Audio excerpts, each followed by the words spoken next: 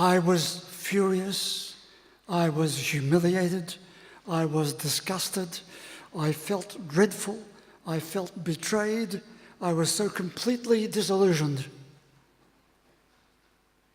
And I looked at him and said, "You've told me what other people have done to you, how they've made you feel, but perhaps you'll tell me about yourself." He replied, "What do you mean?" "You have told me about what they did to you to make you feel such strong emotions. But you have not yet told me about yourself, how you've let yourself be paralyzed by these strong emotions, or how you will look beyond these emotions to focus on the future life. There are the 3 F's of my 17F paradigm: how you feel, how you function, how you focus into the future. Some psychologists name 9 or even 10 basic emotions. Csikszentmihalyi has named joy, anger, sadness, fear, interest, shame, guilt, envy, depression. 9. Immediately you want to say, but what about? And what about? Yes, what about? So Claudia Hammond wrote her book of her 9: joy, sadness, disgust, anger, fear and jealousy, love, guilt and hope. Now these 9 are supposed to be recognized in all cultures. But what about hate? What about vulnerability? What about desolation? What about rage? What about despair? What about feelings of abandonment? Or could you throw the switch to the positive, the very real and basic emotions of compassion, of contentment, of consolation, of appreciation, altruism, and amazement? These are valid emotions too. So if you were given a basket and told to pick your 9 or 10 emotions, what would they be? Well, there's one catch. You can have 5 positives and 4 negatives. What would they be? Remember in the Greek myth, Pandora opened her box, opened her basket out of curiosity, and out they all came, the dreadful. So she slammed the lid back on again to keep just one hope, a very positive, valid emotion. But in fact, most of us have difficulty identifying our emotions: gratitude, sorrow, and anger, injustice, self-pity, dependence, and loneliness. They all get jumbled up. And not identifying our specific feelings, is it any wonder that they quickly add the 9 onto 19? And together, it's simple for us to break out into uncontrolled anger or uncontrolled despair with heaps of hand grenades thrown in. These are the negative emotions. Milan Kundera wrote a book, Remember the Unbearable Lightness of Being. But most of us, I dare say, with our negative emotions, could write our book, The Unbearable Heaviness of Being. It is common for us to become the victims of our many feelings as they swim around and over us. Though we might blame others or circumstances, and we all do, the fact is we ourselves carry around a bag of accumulating feelings. We do it. We can't always say which one will come out, but when one does jump out, one feeling, others scramble to come with it, especially if we're into the negatives. Negatives love negatives, very infectiously so. You might say, well, I feel I have to do this. I have to say this. But you might not know what damage you do to yourself, ultimately, and to other people. We need a lot of practice so that we can name our feelings, our emotions better. When is your feeling of being wounded and hurt tangled up with other feelings of neediness and helplessness? When is your feeling of sadness tangled up with feelings of anger or anguish, futility and fear? See how they congregate together. And it's very difficult to say which one we ought to pick out. The task is constantly before us. What do I really feel? What is this feeling? If we do not recognize it, it can become jammed up inside us.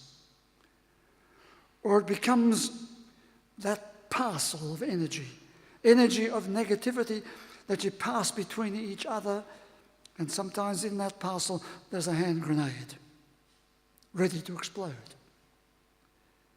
And as this goes on, these emotions are likely to get us down. Some emotions get us down and keep us down. Some emotions put us into a great mess, don't we not? Some emotions are the beginnings of our illness. Some emotions block the pathways to our recovery. Some emotions paralyze us and make us unwilling to look after ourselves.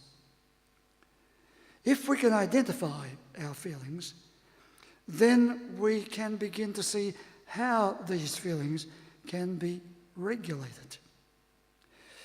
So you see, the friends picked up that man in the gospel story and carried him to be in the presence of a new energy.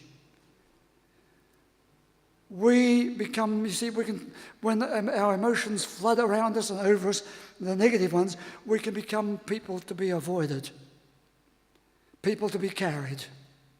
So they carried him. But if only we can find what the feelings are, maybe we can move to the second stage.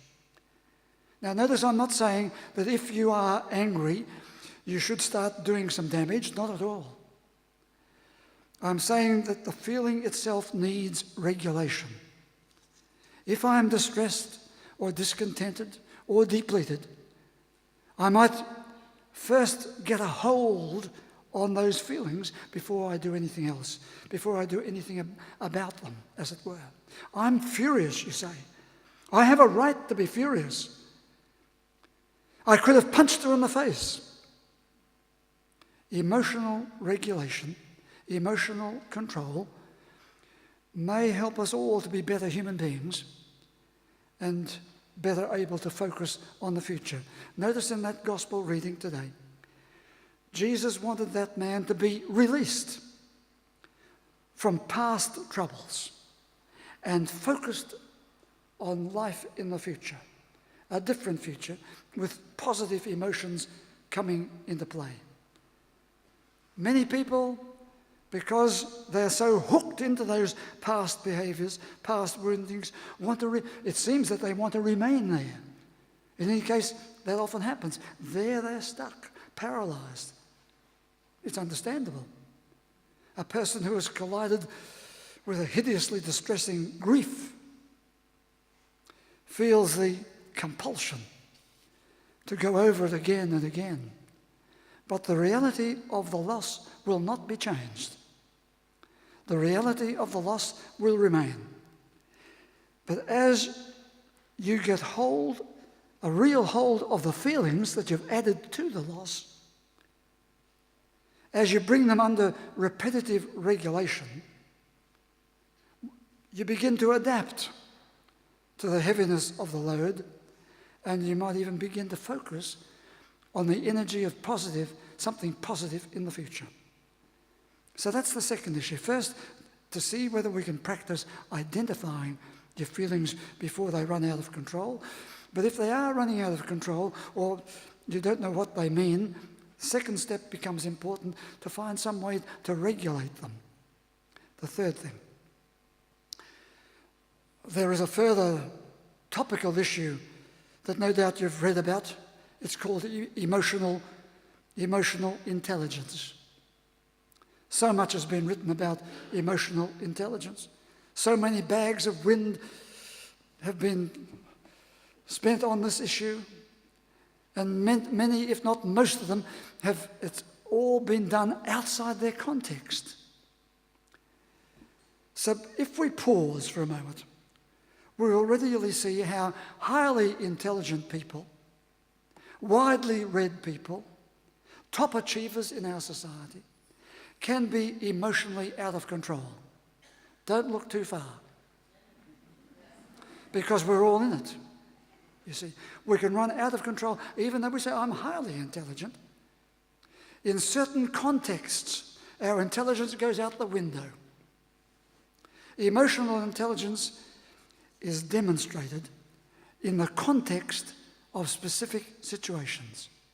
At my SAGE group on Friday, SAGE is for people between the ages of 50 and 95 years of age, I said to them at the first meeting on Friday, as I've said to them many times before over the years, the intelligent person might be able to pass all the intelligence tests, but they need to be able to apply the intelligence to the various contexts of their life. So if you're in the aging context, you need an aging intelligence. If you're in the retirement zone, you need a retirement intelligence. If you're still working, how many people forget their intelligence when they're at work and they do the most unintelligent things? We need an intelligence in our relationships. And even when it comes to dying, I think we ought to pause for a moment and think of what it is to die, if we can, intelligently. And I'm going to be talking about that in a month or so hence, if I live that long, of course. Intelligence and emotional intelligence are well discussed in the books, both the high-powered textbooks and in the topical self-help books. Well known in academia, but we live it. We live in the practical arenas where emotional intelligence has to be identified, has to be regulated, has to be demonstrated. And that's not so easy. I think that most people in the everyday streets of Melbourne, in the everyday hassles of getting kids to school on time, in the high-level wrangling of economic and political agreements and disagreements, would probably hardly pause to say, how do we get this emotional intelligence to work? So would you believe it, I'm going to insert now in this section of my address, what does faith say about this? What does religion say about this? And I hazard an easy guess that all of those people to whom I just alluded would take the same view, and maybe we'd take it too. We who occupy the pews on every Sunday. We and they would likely say that the emotional roller coasters and the emotional entanglements and enmeshments are completely outside the realms of religion, completely outside the forays of faith. What's that got to do with it? So today I'm going to ask the question, what has the new faith got to do with it? The new faith encourages every human being to embrace their life situation with enlightenment, with enlightened support of those around them. So the friends, you see, saw their man in a state, and they surrounded him and picked up the stretcher and brought him to Jesus. That man had been flattened by the traumas and turmoil and troubles of his life. They could have left him there in the alleyways. Instead, they brought him, and notice this, they brought him to face a new energy of life. If it meant pulling the roof off to get him to face that new energy, then they pulled the roof off. The new faith says this: faith is not a raft of beliefs. It is an energy of practical engagement. Jesus did not ask that man on the stretcher if he believed in this belief and this faith matter, in that. Not at all. Not a word was said about a raft of beliefs. He spoke about the energy of life, faith. The new faith keeps confronting us with that vital energy of life's forward possibilities. In contrast so often to the old faith, which so often gets tangled up with the past mishaps and past guilt. The second thing that the new faith says, that man on the stretcher was under the burden of those past mistakes, past mishaps, past misfortunes. The new faith recognizes the power of the past, but it also restates a faith in the person's inner resources to leave the past, to disengage from that past, and to find not only their own inner resources, but the surrounding social support, so that it brings them to face a new future. Thirdly, the new faith. The new faith speaks about that release from the emotional heavy loadings, our emotional compulsions, our emotional unintelligence, so that we will be liberated to embrace an applied emotional intelligence relevant to the context of life that we're in at the moment. So the new faith is a liberating faith.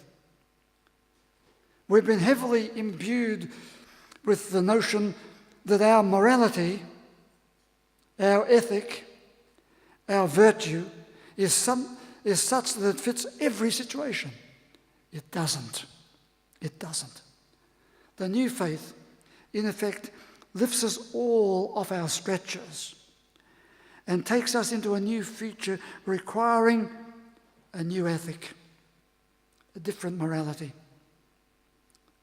another virtue, resources of a relevant, practical religion. The new faith has that image. It projects an image away from the negative emotions to something that the positive emotions carries us towards, over the top, as it were, beyond where we are, beyond our views of God to the God beyond God. And so I'm going to read two short poems of John O'Donoghue's poetry. The first poem says, we need to recognize that the old faith is no longer able to do what it once did. But there is something in it, nevertheless, that helps us see the need for a relevant new faith that will provoke us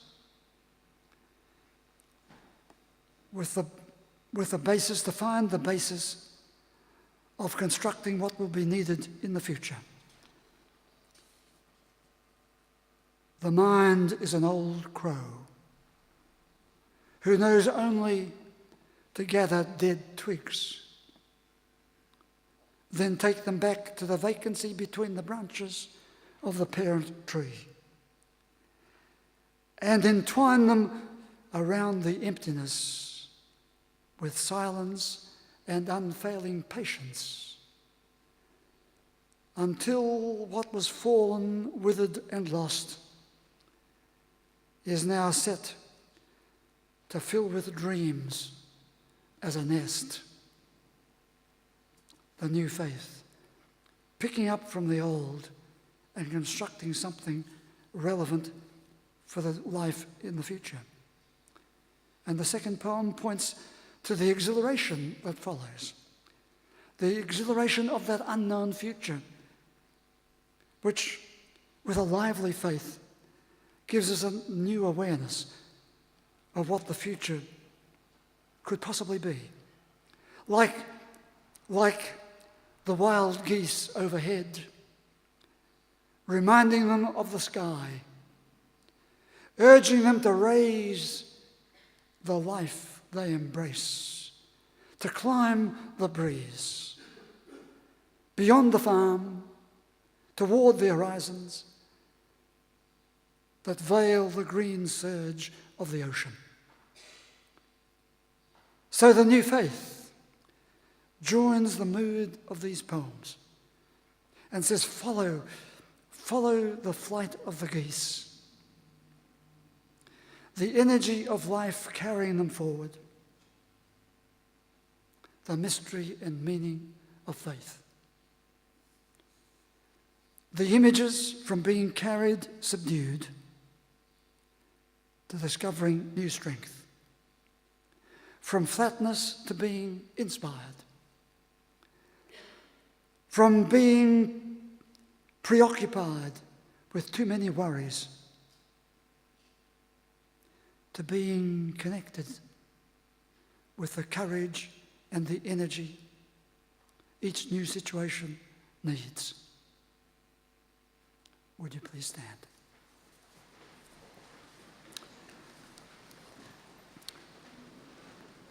Say with me, Our Father who art in heaven, hallowed be thy name. Thy kingdom come, thy will be done on earth as it is in heaven. Give us this day our daily bread, and forgive us our trespasses, as we forgive those who trespass against us. And lead us not into temptation, but deliver us from evil. For thine is the kingdom, the power and the glory, forever and ever. Amen. And the blessing, would you pause for the blessing?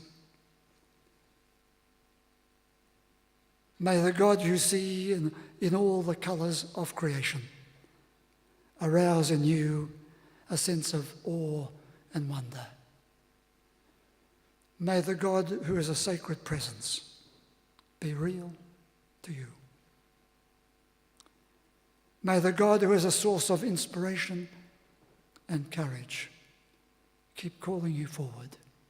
May your God go with you and bless you today and always.